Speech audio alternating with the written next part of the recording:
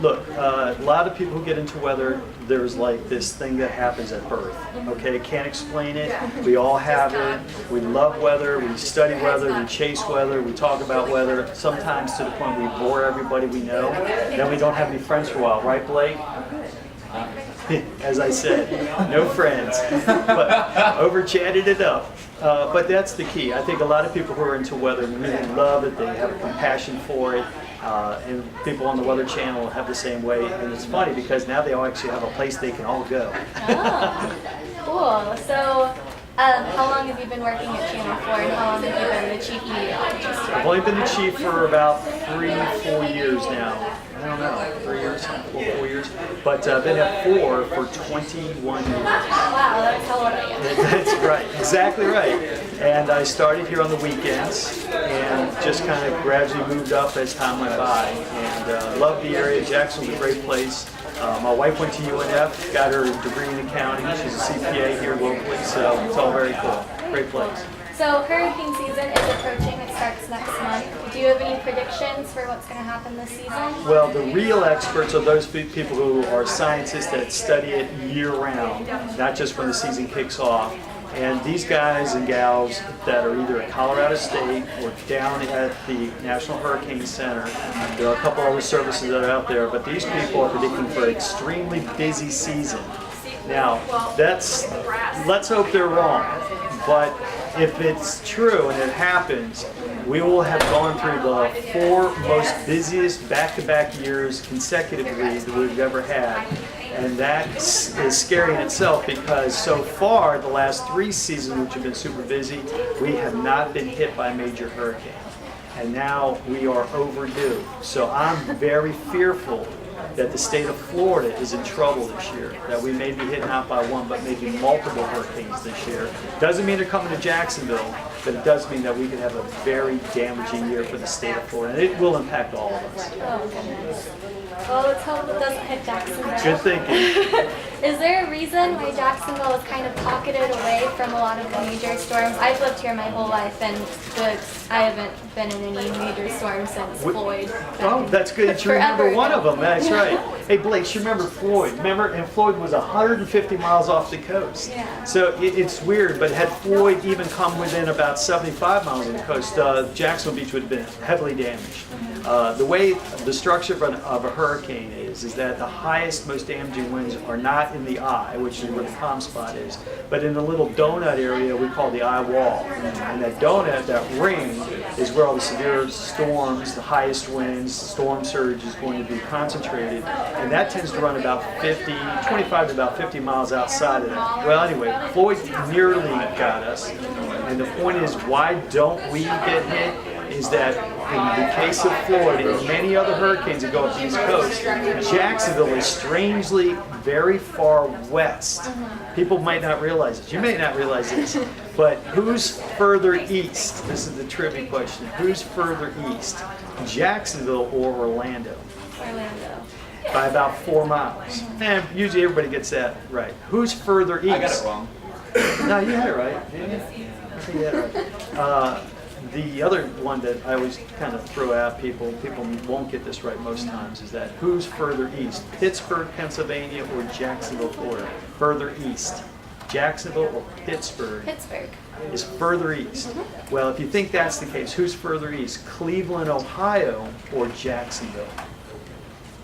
Based on it, I'm going to say Cleveland. But Cleveland is actually further west. Really? Jacksonville would split right between Pittsburgh and Cleveland in terms of where we are west-wise. And so storms recurve. They come towards Florida and then they turn right and they go up in the Carolinas or New England, or they keep going west and they end up in the Gulf of Mexico. So we are lucky in that position. But you want some bad news? Sure. Bad news. Bad news. We've had 100 years. We've only had one storm really hurt Jacksonville. That was Dora in 1964. But if we looked at the 1800s, based upon the analysis that they've done at the National Hurricane Center, is that we had 6 major hurricanes impact Jacksonville in the 1800s. Oh, okay. 1 from the west and 5 along the east coast. And so we have been lucky in the last 100 years, and you know, how long will that luck last? Who knows? But it certainly seems that we need to be as prepared as anybody else, because just because it hasn't happened, when it does happen, it's usually life-changing. That's the key. When you have a major hurricane hit an area, it is life-changing. Businesses don't reopen, people stay unemployed, people leave the area. Give you another example, a TV example.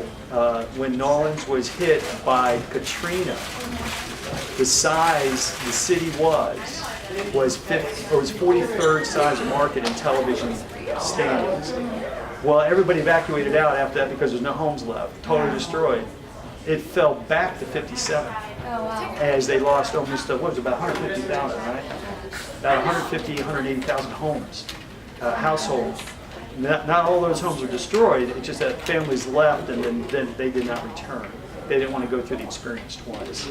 So again, it's usually a life-changing event when a bad situation, that's why all of us should prepare for it to limit the impact on our lives.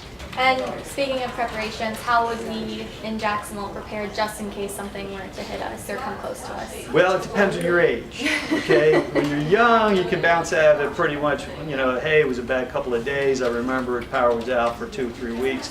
But if you have family, young kids in particular, you have to protect the kids, not just from physical things happening to them, but mental. There were studies done in a case of Hurricane Andrew down in South Florida, and when Andrew went through, psychologically the kids were really just damaged. They had 5 times the rate of suicide, 5 times the rate of depression. A lot of the kids didn't complete school at a higher dropout rate, and it was just because the whole city was destroyed. In their area, south of Miami, was really damaged. And so it was a very, you know, again, a very harmful period in their lives, psychologically, not so much physically. So the bottom line is, prepping for it. If you're a homeowner, you got to have homeowner insurance. Flood insurance is really, really critical. It doesn't cost that much money. People think, oh, I'm going to insure my house, it costs tens of thousands of dollars. No, flood insurance is like $200 to $300 a year. Oh, wow. But it will replace your home should it get flooded out. A lot of damage is done by mold. What's the rule in Texas there, Blake? An inch is, if you get an inch? If you have an inch of water in your house, it might as well be 3 feet, because that drywall is like a sponge. It sucks the water off the walls. So again, what Blake just said, in case the Mike didn't hear it, is that if you get an inch of water, it might as well be 3 feet of water, because the drywall will act like a sponge and just pull the moisture up, and then it turns into mold between the walls, and you got to rip it all out and start from scratch. Wow. So the expense is huge. So that's why flood insurance is so critical. Even here in North Florida, when we haven't had a lot of impact, it's worth every penny.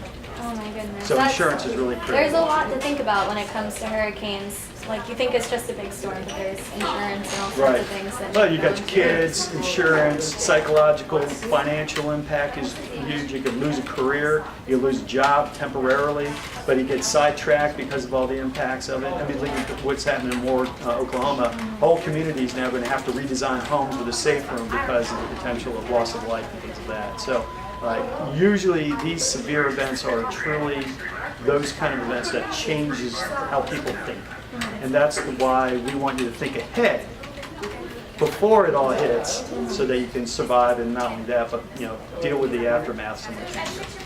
Well, thank you very much. You bet.